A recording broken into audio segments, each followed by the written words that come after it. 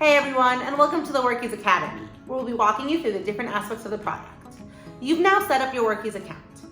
We're all about team collaboration, so now it's time to add your teammates so that you can run your business as efficiently as possible.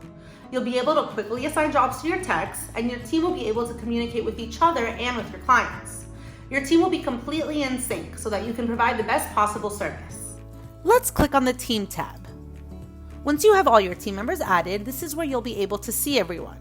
You can see and sort your team member by their name, role, whether or not they're a field tech, what their skills are, and what areas they service.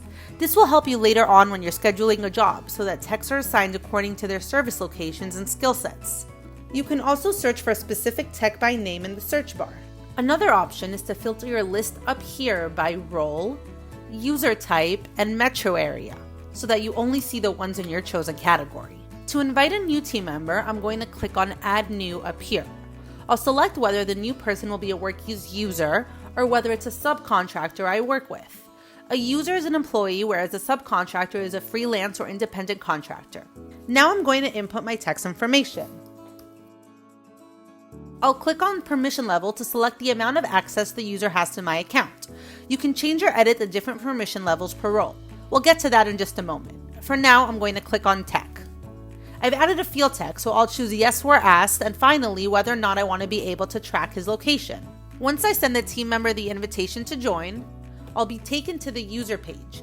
Here I can add any additional phone numbers, choose a color tag to color code my schedule, input the areas he services, and what his skills are. You also have the option to select your technician's fees and rate by either percentage or monetary value. Let's take a look at what your team member will receive. They'll click on Join the Team, and they'll pick a password. That's it. They're ready to log on to Workiz. Let's talk about the different roles we saw earlier. You can go to Settings and then to Roles Management. By clicking on a role, I can select which parts of my account I want to allow or restrict access to. You can add any new role you want.